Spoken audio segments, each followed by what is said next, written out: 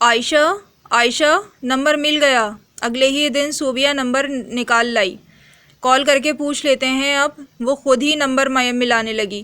رنگ جا رہی ہے۔ وہ دونوں سانس روکے بیٹھی تھیں۔ عبداللہ پاس ہی دوپٹہ اوڑھے دلہن بنا بیٹھا تھا۔ اس کے کھیل ایسے ہی ہوتے تھے۔ فون اٹھا لیا گیا۔ جی وہ ہمیں اپنے بچے کا علاج کروانا ہے۔ صوبیہ کو سمجھ نہ آئی کہاں سے بات شروع کرے۔ آہستہ آہستہ اس نے دوسری طرف سے پوچھے جانے والے سوالوں کے جواب دیے اور فون بند کر کے عائشہ کی طرف پلٹی جو سانس روکے بیٹھی اسے ہی دیکھ رہی تھی۔ معزز دوستوں کو السلام علیکم۔ اردو ناولز میں آپ سب کو خوش آمدید۔ ناولز پڑھنے والوں کے لیے بہترین کلیکشن پلے لسٹ میں تمام اقساط کے ساتھ موجود ہے۔ ویڈیو کو لائک کریں، شیئر کریں اور چینل کو سبسکرائب کرنا نہ بھولیے گا۔ مبارک ہو عائشہ، تمہاری مشکلیں ختم ہونے والی ہیں۔ جمعے کو فری OPD ہوتی ہے اور عبداللہ کا علاج بھی ممکن ہے۔ بس 2 دن اور گزار لو، پھر ساتھ چلیں گے ہم، خوشی سے کہتی صوبیہ نے اسے گلے لگایا۔ شکر کا ایک آنسو عائشہ کی آنکھ سے لڑک کھرا کر رب کی بارگاہ میں سجدہ ریز ہو گیا۔ آج وہ بہت عرصے بعد دل سے تیار ہوئی۔ عبداللہ کو بھی اچھے کپڑے پہنا کر خوب پاؤڈر تھوپا۔ صوبیہ اس کے بستر پر بیٹھی اس کے چہرے کی چمک دیکھ رہی تھی۔ عائشہ نے چادر لپیٹ کر چھوٹا سا پرس پکڑتے صوبیہ کو چلنے کا کہا۔ جلدی دونوں 96 خیبر بلاک چلڈرن ڈیفنس فاؤنڈیشن پہنچ گئیں۔ کچھ ہی دیر میں ان کی باری آ گئی۔ عائشہ کے ماتھے پر ننھے ننھے پسینے کے قطرے چمک رہے تھے۔ صوبیہ کے ہاتھ میں دبا اس کا ہاتھ ہولے ہولے کانپ رہا تھا۔ عامر کے تلخ جملے، عبداللہ کو کچرا کنڈی میں ڈالنے کی بات اور صابر بھائی کی کڑواہٹ، پچھلے کتنے سال وہ انہی جملوں کی قید میں زندگی گزارتی آئی تھی۔ پروفیسر ڈاکٹر افضل شیخ اور ڈاکٹر عبدالحنان اندر موجود تھے۔ سلام کے بعد عائشہ نے انہیں بتایا عبداللہ ٹرانسجنڈر ہے۔ عبداللہ ڈاکٹر کو دیکھ دیکھ کر مسکرا رہا تھا، دونوں گالوں پر ڈمپل نمایاں تھے۔ آپ کو کب پتہ چلا یہ ٹرانسجنڈر ہے؟ ڈاکٹر نے نرمی سے پوچھا۔ اس کے انداز نے عائشہ کو بات کرنے کا حوصلہ دیا۔ جی نرس اور ڈاکٹر نے بتایا تھا جب عبداللہ پیدا ہوا۔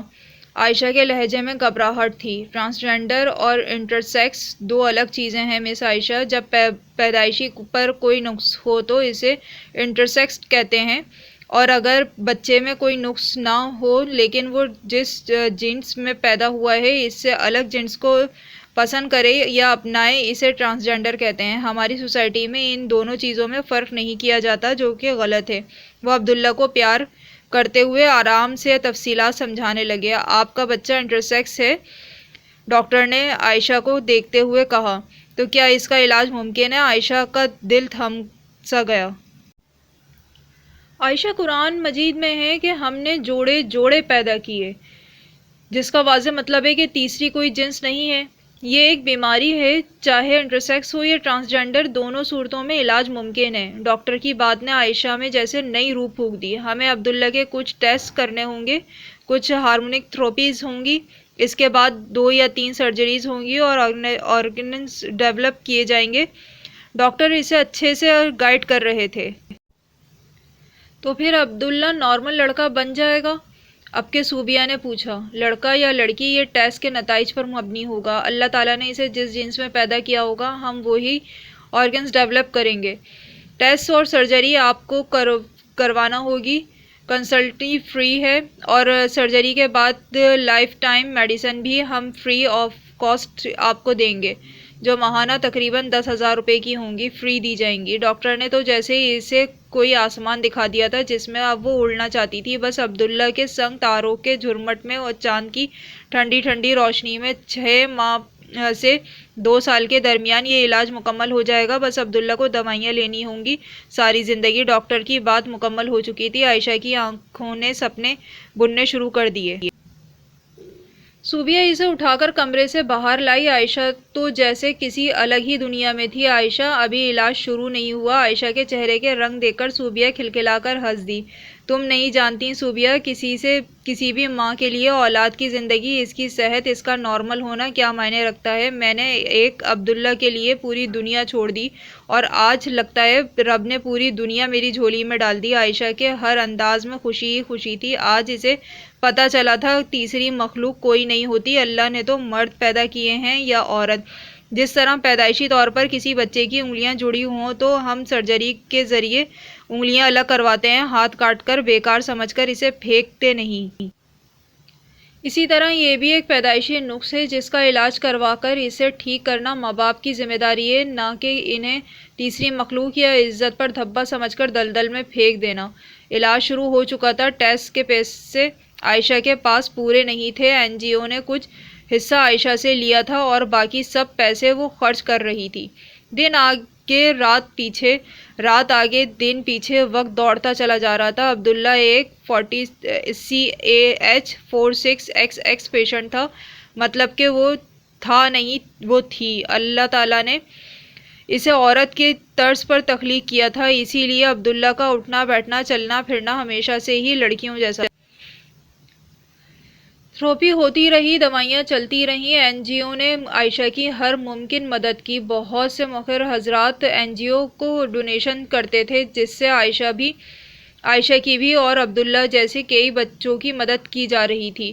ایک سرجری 2.5 لاکھ روپے کی تھی، مگر عائشہ نے ہر بار صرف 50,000 روپے ہی دیے تھے، باقی پیسے ڈاکٹر انصر جاوید نے زکوٰۃ فنڈ سے لے کر پے کیے تھے۔ دیکھتے دیکھتے 2 سال گزر گئے۔ بنگلے پر کام کرنے کے ساتھ ساتھ عائشہ نے عبداللہ کا علاج بھی بھرپور طریقے سے کروایا۔ صوبیہ ہر قدم پر ساتھ رہی، وہ کسی مسیحا سے کم نہیں تھی۔ ہر ماہ اپنے گھر ایک مخصوص رقم بھیجنا اس کی ذمہ داری تھی۔ گھر سے کبھی کوئی پلٹ کر اسے نہ پوچھتا تو اس نے بھی عائشہ اور عبداللہ کو اپنی فیملی بنا لیا۔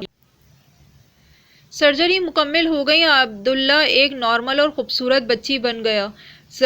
علیزے عبداللہ، دمکتی رنگت، ستون ناک، گلابی ہونٹ، گالوں میں پڑتے گھڑے۔ آج پہلی بار اس نے 7 سال کی عمر میں گلابی فراک پہنی۔